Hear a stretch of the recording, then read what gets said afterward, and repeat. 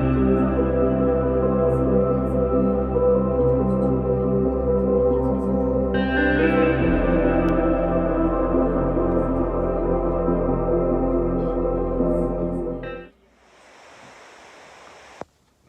don't know if I can do this with you around.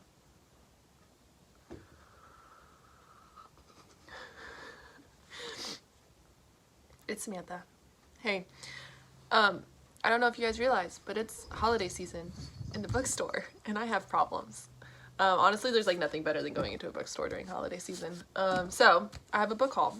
I think I bought these books over like the past 2 months. Probably won't do these very often because I'm trying not to buy a bunch of books, but we'll see, so no promises.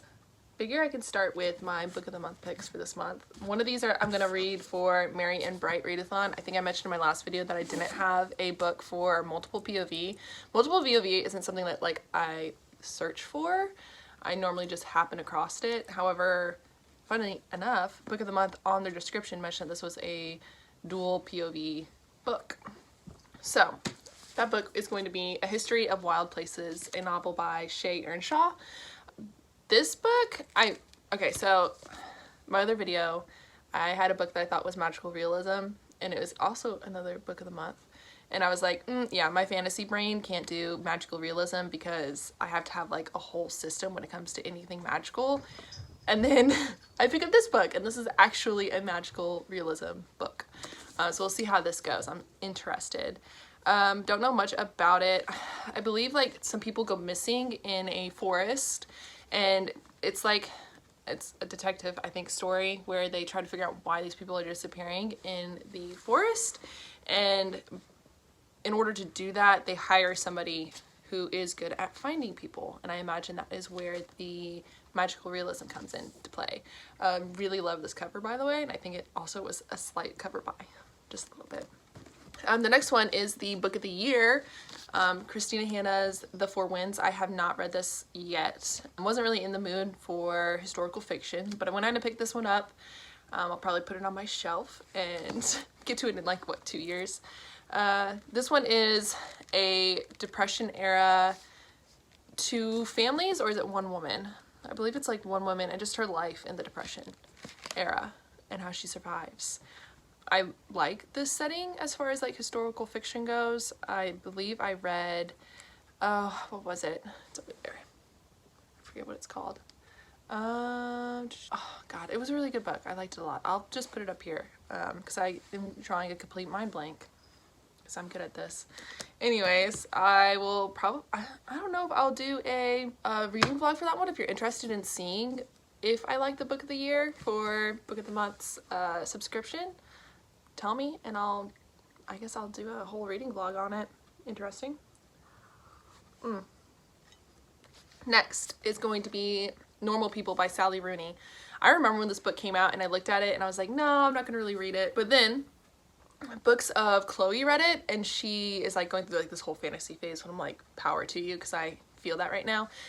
She read this book and absolutely fell in love with it, and absolutely fell in love with the author, so I figured that this would be a good place to start Sally Rooney. I know she just put out another book, but this is a pretty small book. It's called Normal People. I believe it's about like 2 friends who grow up, and it's just kind of like their romantic journey, which sounds really cute to me, and I am intrigued. Okay, the next one. I promised in the last video that I was over Hades and Persephone retellings. In fact, I made a point of it because I thought The Portrait of a Scotsman by Evie Dunmore was going to be a Hades and Persephone retelling, and I was not interested at all. Go lay down. But the minute that I walked into the bookstore, it was staring me in the face, and I saw it on a book talk, and lately book talk has been treating me well. And it's Neon Gods by Katie Robert.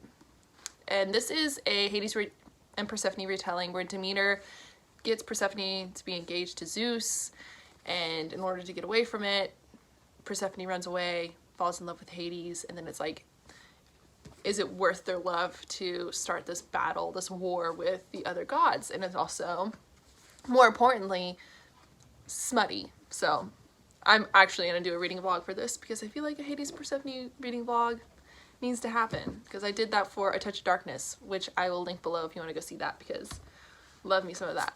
I did pick up as well The Queen of Nothing. This is going to be for my Merry and Bright readathon. I'm going to finish the series. I'll give you my full thoughts on the series during my wrap up. Did not like the second book. Hopefully that this book will do it and I can finish it'll finish strong. We'll see. I don't know what the hype is yet. Maybe this one has more of the romance. We'll see how that goes. If you don't know, this is the Folk of Air trilogy by Holly Black. It's about a human girl who gets adopted by her fairy father. Not really, like her ex-father. He was married to her mom. Anyways, she gets stuck in fairyland and basically her journey to being the Queen of Nothing. Her political journey in fairy. It also has like a hate to love romance, like a bully romance sort of thing. I'm not digging it if you didn't see my other videos. We'll see how it goes. Next, my Sarah J. Maas journey continues. Throne of Glass was recommended to me on several occasions. I was informed that I needed to read it. I love all the other Sarah J. Maas books, so I figured, why not? I feel like more people like this series than the ACOTAR series. I don't know if that's just because of like marketing. ACOTAR was marketed towards teenage girls, and for some reason that turns off people. And Throne of Glass, I don't believe was marketed that way. I believe Throne of Glass was marketed just towards a general audience. We can go back into like publishing and stuff like that later. We can have that discussion.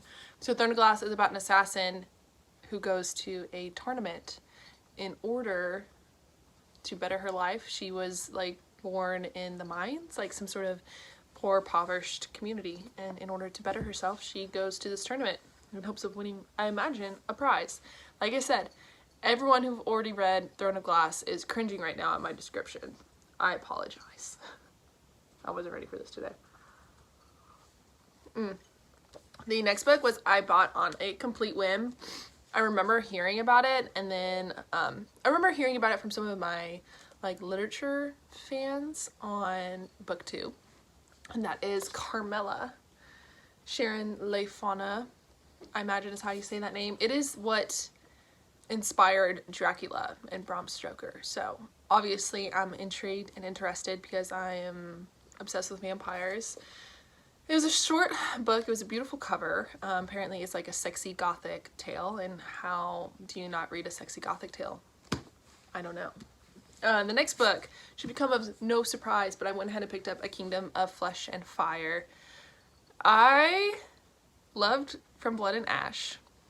Decided to go and pick up the second one. However, I heard that the third one sucks, and the other two, I guess they're prequels, sucks as well. So I don't know where the suck starts. Hopefully not with this one, but I'm gonna go ahead and try to read this one. Still love From Blood and Ash. I don't see this one being bad, but I will keep you guys posted. And of course the next book, Ship of Destiny by Robin Hobb. I'm gonna finish up this series. I went ahead and purchased the UK edition of these books. I love waiting for Book Depository to come in. But anyways, this series is about pirates, nautical adventures, traders, as in like people who trade goods, and ships that magically come to life. So yeah, love this series and excited to finish it and pick up another Robin Hobb series. If you have any recommendations for the next one I should read, go ahead and put it down below because I will take you up on it. This book was a gift from my older sister. Apparently this author just recently died, and she had read an article about his books. This one's Wilbur Smith, When the Lion Feeds. So this is about, I want to make sure I have the right year, 1860, Natal, Africa. There are two brothers who are born and their life journey. This also is more of a historical fiction, so it's going to go through like the Zulu Wars. It's also going to go through the gold fever and hunting on the African plains. So it's just really intriguing, I guess, in one way or the other. Apparently this author is very well known. If you know this author, tell me if this is good or not, but I've never heard of this author. It was a gift. It sounds intriguing. We'll most likely read it next year.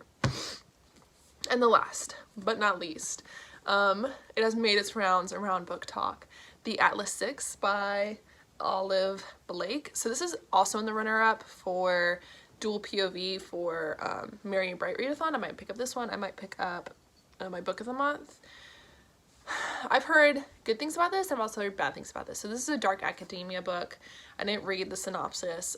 I knew that the vibes of this one's going to be dark academia. There's 6 POVs. It's a group of friends. That was kind of enough for me to pick it up. I can definitely tell you more about it once I read it. I did hear one of the downsides to this book is that the 6 POVs starts to get kind of muggy and hard to keep track of. It's not very long of a book for having 6 POVs. I'll give you that. It's only like 350 pages. But I wanted to go ahead and give it a try. Apparently this is a self-published book, and the book was picked up by Tor to be traditionally published. So I wanted to give it a shot before, I guess, a publishing company gets to it and edits it there. Maybe they'll help with too many POVs. Like they'll give the advice to Olive to cut down on the POVs, and then I can read that book as well. So that's what I picked up so far. I'm definitely planning on doing like a 2022 TBR, and these will most likely be on it as well with my other books. I'm hoping that it's gonna be, I'm hoping to keep myself accountable. So it's gonna be another accountability video. If I don't get through all of my TBR within the next year, I'm just gonna go ahead and put them up for sale in my Etsy shop, which is linked below as well. If you don't know already, I do like a blind book date with all of the books that I unhaul, and you can pick up one down below if you would like. I always find them fun, so I figured why not do some myself. Anyways, yeah, stay tuned for another video here soon, and wish me luck on reading all these books and fitting them on my TBR shelf, more importantly. Anyways, happy holidays, and I will see you guys later. Bye.